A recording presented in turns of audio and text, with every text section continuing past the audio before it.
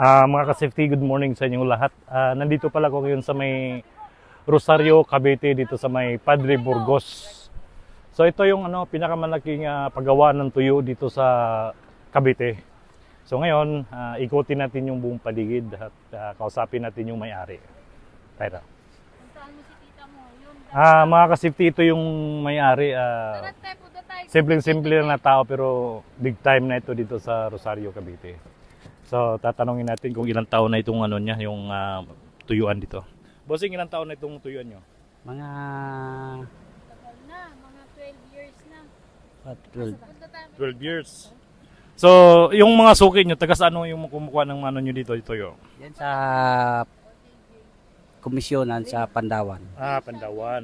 Komisyonan. So, ngayon, kasi ngayon na medyo maulan, paano yung yung pag nagbibilad kayo dito? Kung nga maulan, kinalikom namin. Okay. So, pwede ba makita yung paano nyo ginagawa, yung paano kayo binilalagyan ng asin yung mga tuyo nyo? Puntahan natin, tara. Ito mga ka-safety, ito yung mga bagong bilad nila. So, ilang araw na ito, boss? Ang babad namin ay isa kag kalate. Isa't kalahati. Binababad nyo sa tubig, Tubig. mga ilang araw? Isa kag kalate. Isa't kalahati. Namin ng mga alas 9 ng umaga.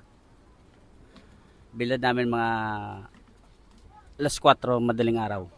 Alas 4 na madaling araw, binibilad nyo na. Nyo na. Nilalagyan nyo na sa ito. Sa kape. Okay. So ngayon, ito yung babaran nila. Paano nyo minimix yung asin dito? Sa isang sako, sa isang sako, 5 banyera.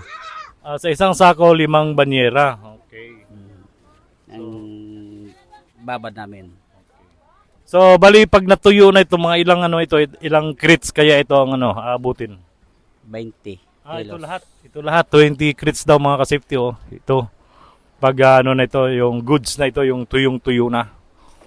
So, kung nakita nyo, yun. Ito yung mga bago nilang binibilad.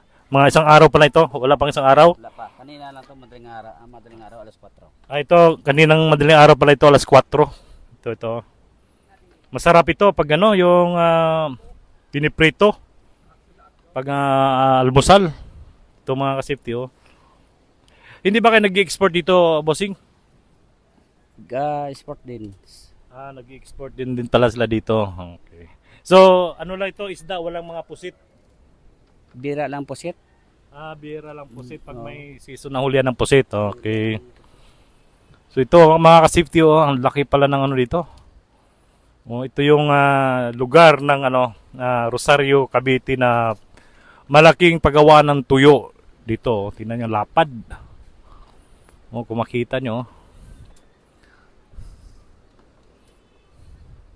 Kaya kayo mga ka-safety, pag gusto nyong bumili ng yung mga tuyo, pasyalan nyo dito sa anong pangalan nyo, bossing? Russell po. Pasyalan nyo yung tuyuan ni Mr. Russell.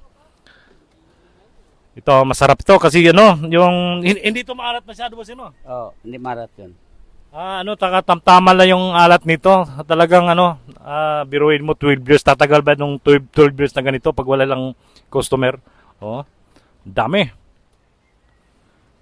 So paano yan pag kagaya nito, makulimlim? Ginabilad pa. Ginabilad namin. Hindi nyo tinatakpan ng trapal to pag umulan? Natakpan. Okay, mga safety, tinatakpan pala. Wala kang makitang yung tawag nito, yung bihira lang langaw dito.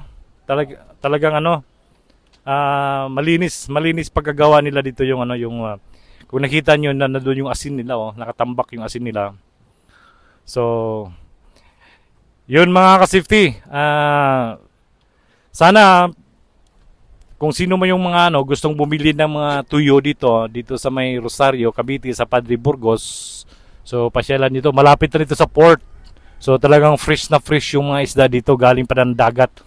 Pag nahuli ngayon, or mamayang gabi, binibilad nila kaagad, binababad nila kaagad sa asin, tapos binibilad may araw.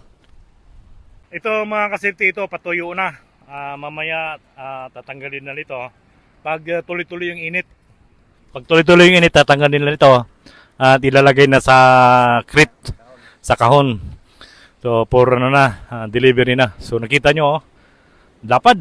Anong tawag nito, bossing? Yung ano, yung bila, ha? Kapel. Kapel, yung bilaran, yung kawayan, parang amakan. Si Bossing, napakasimple lang ni Bossing, pero ano na ito, mayaman na ito. Biruin mo, 12 years. Simpleng-simple lang na tao. Ayun, Ayun mga ka-safety, kung nakita nyo kung gaano kalapad yung bilaran ni Bossing dito.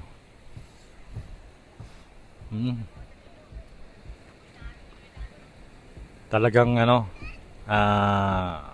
masarap itong tuyo nito kasi yung yung tawag nito, kunti lang asin nilalagay, hindi masyadong marami. Hindi maalat. Yan kung nakita nyo. Lapad. Doon pa yan sa may likod ng yung nakita nyo bangka na yan, mayroon pa yan sa likod. Saka nandoon yung yung asin nila. Yan. Okay mga ka-safety, tayo ay muna magpahinga kasi mainit. Sisilong muna sa sa kubo. Mga ka-safety, ito yun pag binabaliktad na nila yung yung isda, yung tuyo. Ganito pala yan, binabaliktad nila. So pantay yung kumbaga pantay yung pagkaluto ng init. So yan kung nakita nyo, binabaliktad pala nila dito. So kanina sana napanood ko yung paano nila ginagawa, paano nila hinuhugasan, paano nila lagyan ng asin. Kaso na-late ako kasi traffic. So yan mga ka-safety, binabaliktad pala nila. Biro nyo, ang haba nito, nakapagod yan kasi init. Okay. Okay mga ka-safety. So ngayon mga ka-safety, ito pala, itong lawlaw na ito, season pala ngayon. Kaya yung binibilad nila dito ngayon is itong lawlaw. So klase-klase pala yung binibilad nila itong yung tuyo. Depende sa season. Halimbawa, pag may hulihan ng mga alamang, nagbibila din lang sila ng alamang dito at saka yung dilis. Iba-ibang klase isda pag yung may yung season ng depende sa season ng hulihan ng mga isda. So ngayon, ito nga gaya ng sinabi ni Mr. Russell, ito ngayong season ito yung lawlaw. Ito muna daw yung ngayon na binibilad kasi yung ibang isda hindi pa season. So mga ka-safety, tara mag-ikot ulit tayo.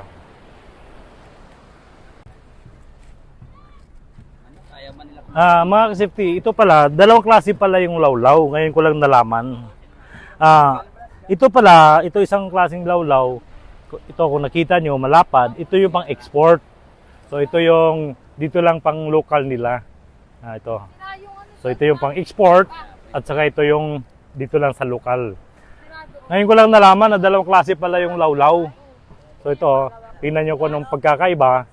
So ito yung pang lokal, okay, pang lokal. Saka ito yung pang export. So ganoon pala. Dalawang klase pala yung lawlaw. malapad yung transport.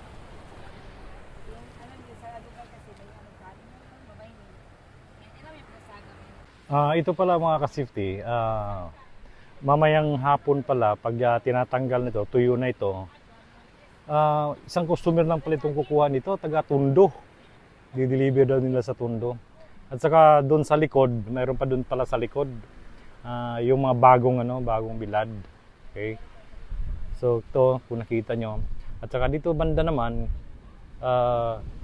ito, wala pang binibilad kasi walang hulihan masyadong isda. So itong talagang malapad itong ito, yung malawak yung nila dito, yung bilaran ng mga tuyo.